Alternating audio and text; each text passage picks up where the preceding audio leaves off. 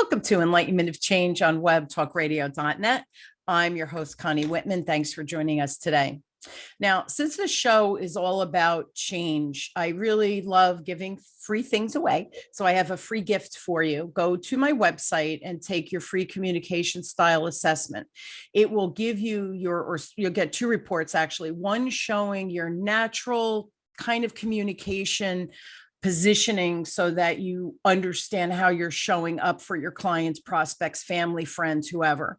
I also share with you the lowest style that you communicate from, which is really we all have them and they're blind spots. So to me, that's kind of the more important report.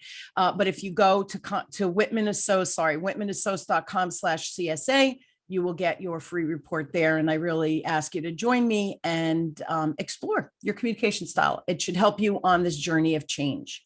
Now, my quote today is by Tia Walker, and Tia says, "Caregiving often calls us to lean into love we didn't know possible." Like all humans, I think about our humanness and how our bodies are always vulnerable to life misfortunes, illnesses, death, and everything in between. And I think about COVID and losing a childhood friend, which really forced me to stop and evaluate how I'm living my human existence. What values am I teaching my kids? What mark or difference am I making in this world, especially this social media plagued world that has created this polarized situation, especially in the United States? Well, today my guest is Daniel Shapiro. Now, Dan is going to share his profoundly honest memoir of living the 15 years he spent taking care of his wife while also handling and raising their three kids. Now, as Dan and I discuss his journey, I ask you to reflect with an open heart and an open mind the hard times that perhaps you faced. And I hope that Dan's story resonates with you as it has with me. Now, Dan is going to share his perspective of finding guidance in religious philosophy and values as he struggled to figure out what's right, what's okay, what's wrong, what's just human, and how to bear it all. Now, Dan is a graduate of the University of Chicago Law School. He is a lifelong Chicagoan. He has practiced trial law nationally for many years. And we're going to dig in and discuss his new book, The Thin Ledge. So please help me welcome Dan to the show. So Dan, thanks for being on. Pleasure being here. Same. Just so happy to have you. And, life, right? It is what it is. And we're all faced with, and you fill in the blank, right? So why did you decide to write The Thin Ledge? Because it was a tough go for you. Yeah. Well, it wasn't really much of a decision. I've always been a writer, although this is the first book I've published. As a lawyer, I always wrote, and in part I became a lawyer because there was so much writing involved, and I've always enjoyed writing, and it's come fairly easily to me. But I found writing to be a way to organize my thinking initially when I was going through the whole experience that I went through, taking care of my wife and raising my kids and being a partner in a law firm. And there was just a lot that I had to manage. And I found that the best way to organize my thoughts was put them down on paper and sort of examine my thinking by putting ideas down and concepts. And it really helped me. And then over the years, I thought, I think I could write more about this and capture the experience more fully and turn it into a book. And that's what I did. So there was no actual decision point. The only decision really was, because the book is so personal and it's so private and a lot of it is sort of intimate, the decision was, do I want to publish it? Writing it was never really a decision. Publishing it was the decision. And I decided that I needed to do that too, because as I went through the experience that I had over many years, I didn't find very many resources that were helpful. And there weren't a lot of places to look. There weren't a lot of places where you could have an honest conversation with an author. And I thought that might be useful. And so that's a long answer to a pretty straightforward question. but very kind, right? That through your own tragic situation and not having resources. And here's the thing, your super genius is writing too, so that you were able to use it as a tool for yourself to navigate the situation, right? To organize your thinking, as you said, and Right. then provide that for others. It's very, very generous. I'm curious, how did your kids respond when you said, I'm going to publish this? Because it's personal. Well, it is. It is really personal. And I was prepared for it's a great question because it was a question that I had too. And I didn't know the answer before I looked to them. Yeah. I was prepared for them to say, I have 3 kids, and I was prepared for any one of them to say, don't do this, don't publish it. It's too revealing. It's too everything. Sure. Bad idea. None of them said that. They were all really enthusiastic about it. They thought it was a great idea. I have siblings who I'm close with, and my mom. My dad passed away years and years ago, but everybody was really enthusiastic about getting this out. And the why of that is something that I'm not sure I know, to tell you the truth. I'm not sure why they were all enthusiastic about getting it out. I was mostly concerned that if any of those people had said, they all sort of, without knowing it, they all had veto power. They could, if anybody said, don't do it, I wouldn't have done it. Wow. But they all said the opposite. This is get it out there and let people read this and understand what the experience was. And it's really, I think it's such a human thing. And I tried to be as honest as I could be about it, which meant telling a lot of stories and tales that are tough. I think that has some value. I'm not sure that it does because,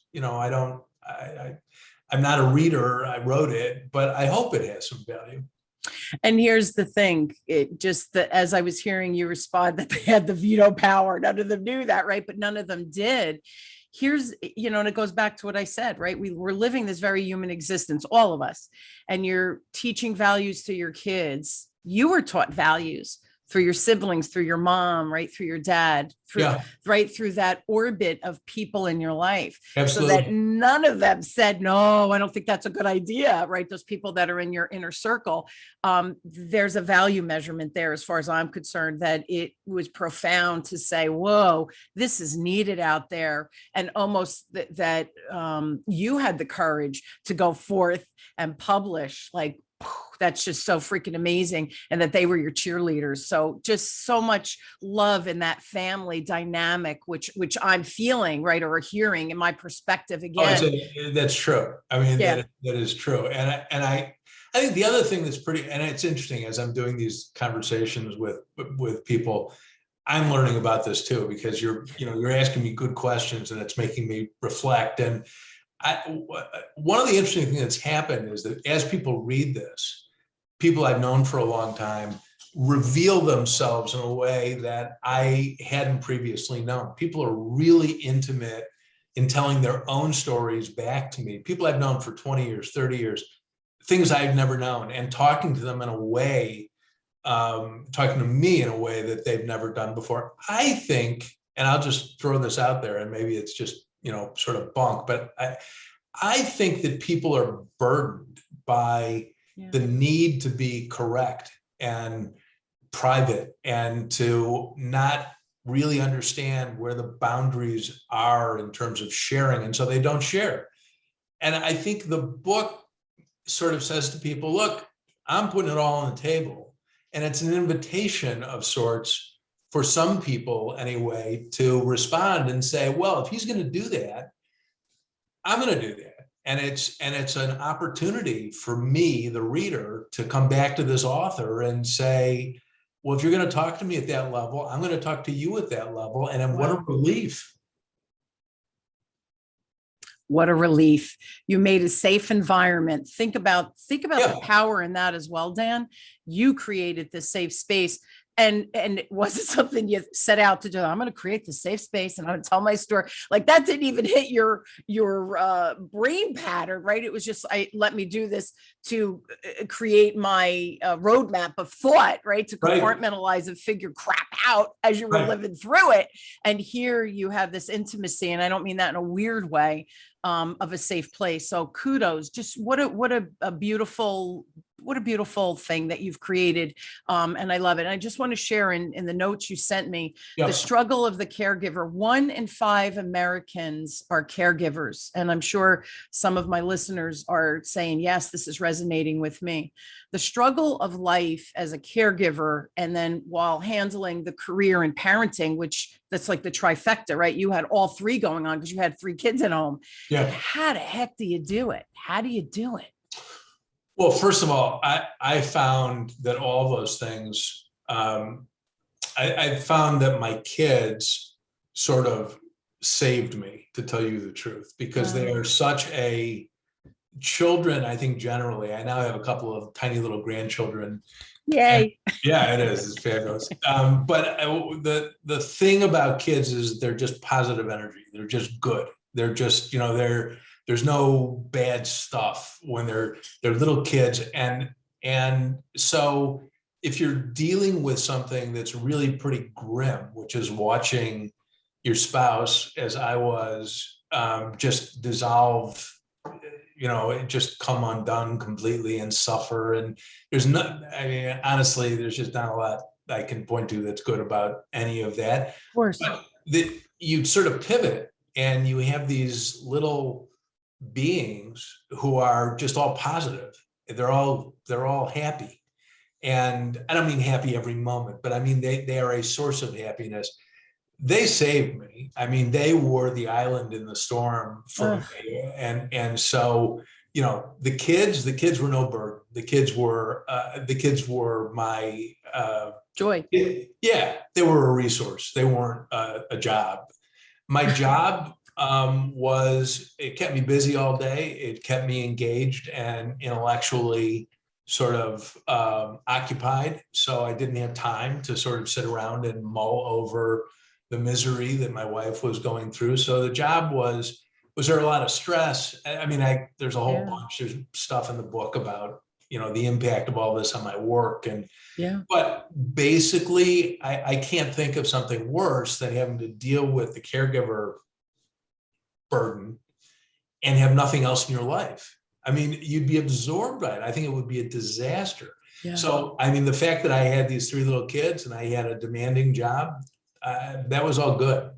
Yeah. Yeah. Almost like a life preserver. Totally. To keep you afloat. Yes. And I agree. That was just very profound what you said. And I just want to repeat it. It just struck me as Dan was saying that, right? But if you are only a caregiver and you have nothing else in your life, that becomes real heavy energy, just heavy in every minute of your waking life and even your sleeping life. I would think it would affect, so that you had these other outlets. Wow. And then the funny thing too is that, were you writing during this whole time? So as you were having emotions or something going on with your kids, did you just kind of write to get that clarity, or did the writing happen all post after your wife had already passed? No, I was writing periodically over. So this is a 15-year period. So I was writing periodically during that 15-year period, but I was not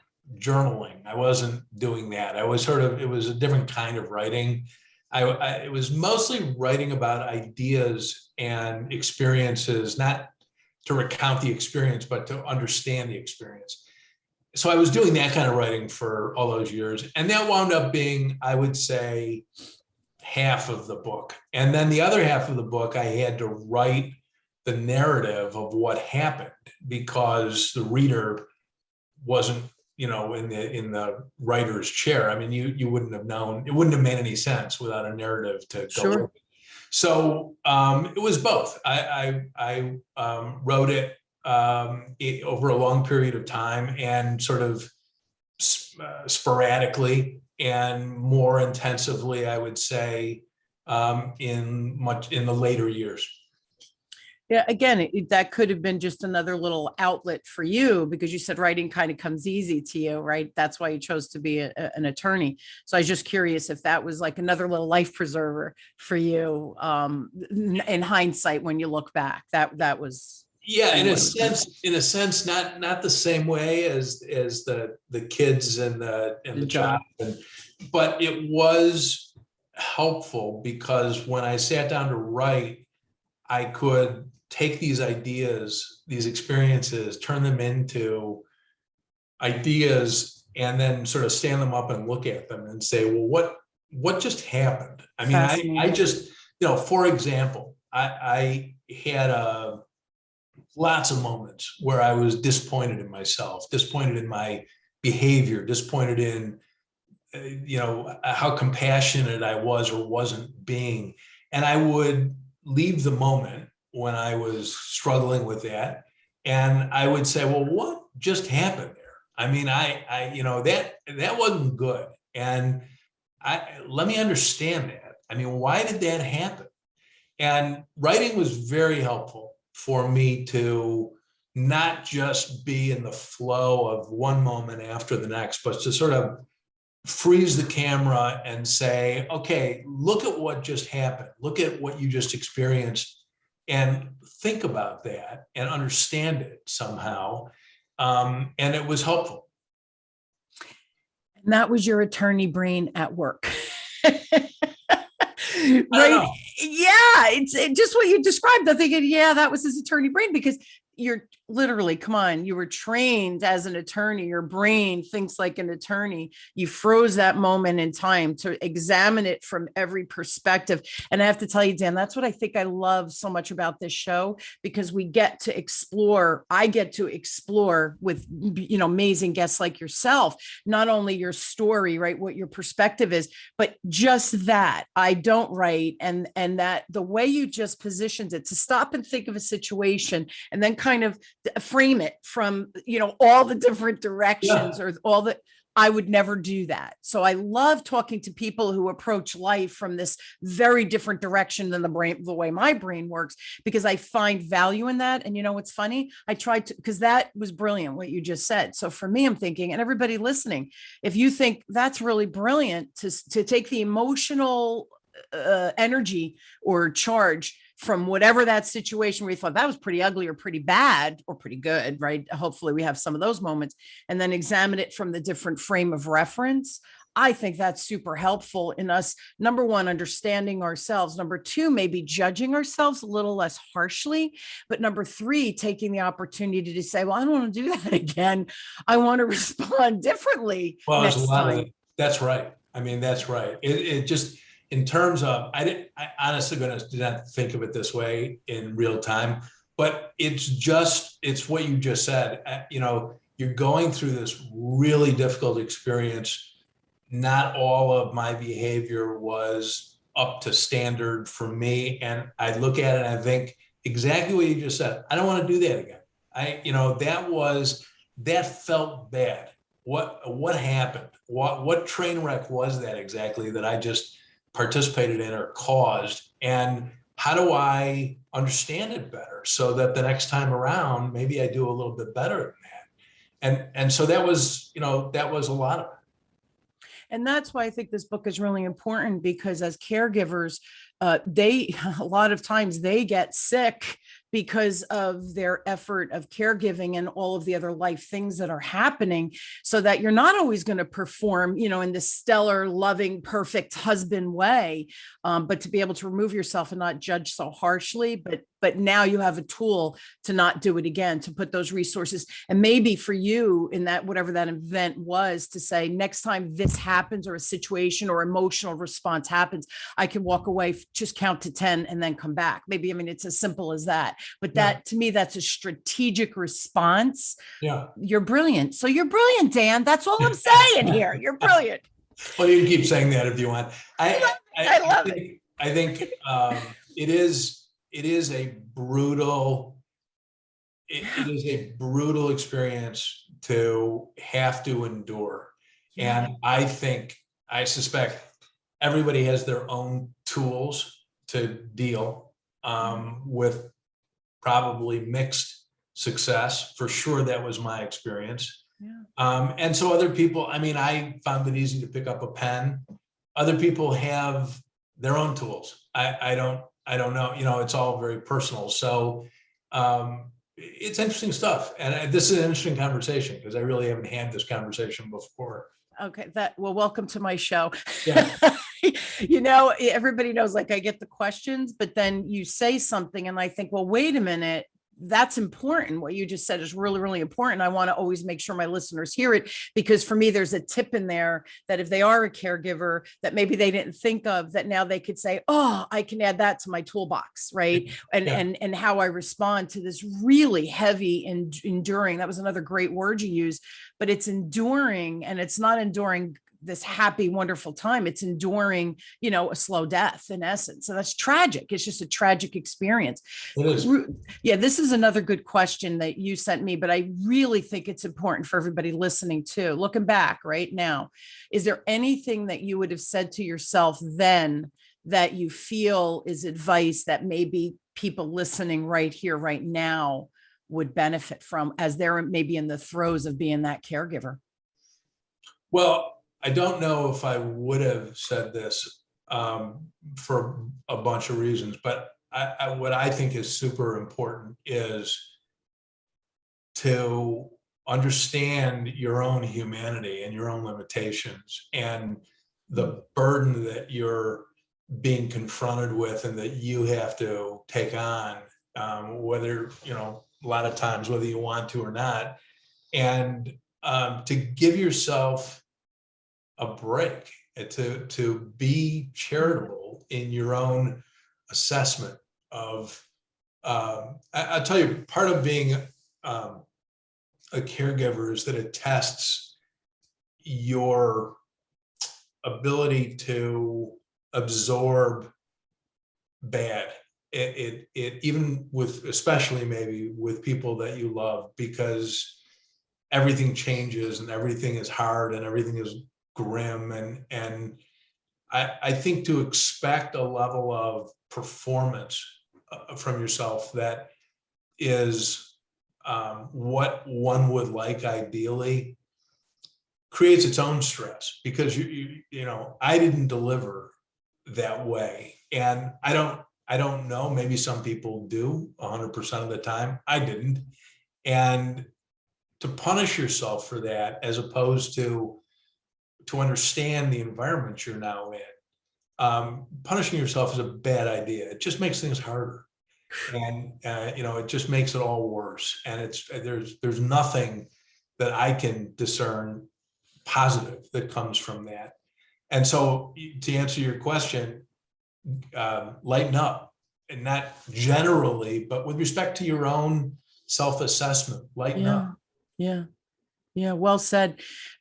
Your kids, now they're adults, right? And you have Yep. grandkids. Yep. I'm curious now, because they lived through this, right? And it's funny, they were kids living through it. You know, you were living through it as the adult, as the dad.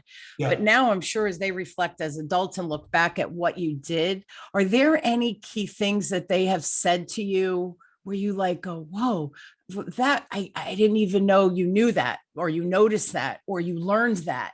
Is there anything that they've said to you that they've learned from your experience that has made them this, you know, the amazing humans that they are now as parents, right? Yeah. As spouses? I'm just curious. Yeah. I think my daughter, who is my oldest child, I've got a girl and two boys. So my daughter, who is now a mom herself, is actually writing about this and publishing some of her writing. One of her pieces was put up on the Today Show blog, and she's doing her own writing, her own explaining. And I'm reading what she's writing and learning the answer to your questions. Or this question, I don't know. I don't know the answer. And I'm not sure they fully do, but I think my daughter is examining that I love and it. sort of saying in her own writing, this was my experience as a child. This is my new experience as a mom. Yes. And this is how these things are bouncing off of each other. It's real interesting. And I think they're in the process of discovering those things themselves. They are moms now, right? So to reflect, and let's face it, we all reflect back, whether we realize it or not. We reflect back on those experiences as children, and then now I think, and there's more in the media. There's more mainstream, I should say, of that mindfulness, right? And pausing and reflecting, and you're reacting to something. Is it you're reacting from the child, or that experience from when you were 5, or are you responding to the adult you are today? Is it serving? I mean, all of that, right? We're much more mainstream, so that she's taking that opportunity to almost do that. It's another generation, right, Dan? So that what was the ripple effect that they learned through you that maybe they're exploring now? So kudos to your daughter for writing and exploring that and having see, again, it's a very courageous thing to do, to go back to a really, really sad time. Yeah. So commend, maybe she should be on my show too. You should. Don't. First of all, she's much better looking than me. And secondly, she's a really insightful person. I think it would be interesting. Yeah, I think that, and again, we don't have to talk about that topic, but just where she is, right? And her frame of reference as a mom and stuff. It could be another really cool, almost an add-on to our great conversation today, right? So more to come. Now, here's another question. You wrote the book at the time when you thought about, I think I should write this book. There wasn't a lot of resources for me as the caregivers in the throes of this really horrible situation. What do you think is the biggest need now, when you reflect writing the book, all those things that caregivers really need, but maybe they don't even know? Well, I think that being a caregiver is inherently a lonely experience. I mean, to begin, the person that you're caring for is preoccupied with their own illness, their own diminishment. In the case of my wife, because it was a neurological issue, her personality changed. She just became a different human being and lost it. So in a real way, long before my wife passed away, I had lost my companion, who I had, we started dating when we were 19 years old and went to college together, and got married when I was in law school, and then had kids. I mean, we had a whole life we had built together. And that friend and companion and spouse was fairly suddenly just gone. And so there is a loneliness that comes from, in my experience, from being a caregiver. There's also a loneliness because you're isolated by illness. Illness is, our society doesn't do well with sick. And so being in a house where illness is sort of dominant, or at least substantial, as sort of what's going on, it's isolating. You don't have people to share that experience with, because it's an unusual experience and it's private and all those things. So I think having a network of people who understand these things, who have gone through them, even having somebody write about it so that you can read it and say, well, I'm not alone in this, and I'm having an experience that makes sense as in the human experience. You have context, so you don't look at yourself and think, well, this is just too weird, and everything I'm experiencing is only applicable to me, and none of that's true, but you have no way of knowing. So what I'm hoping, and what I wrote actually in the foreword to the book, is I hope that people pick this up and say, I'm having all these terrible experiences and terrible thoughts that go with the terrible experiences, and I'm not freakish about that. I mean, that's the kind of thinking that happens when you're really under this kind of adversity. And if you read it and you know that it's, there are other human beings who have gone through this, and it's normal stuff, and you have thoughts you wouldn't repeat to anybody. You don't even like knowing them yourself. But it's not like you're the only one. I mean, this is common, I think, in the caregiver sort of experience, and knowing that has its own value. you don't feel so isolated, or Right. that you're a horrible person, right? For having that bad thought or that bad day, like you're allowed. I'm curious because and we're out of time, but I have to ask this question. In my mind, before meeting you, the perspective of caregiver for me has been female, which is Yeah. fascinating. Yeah. And you're the male perspective, the male voice. Have people who've read the book and provided feedback or written reviews, did that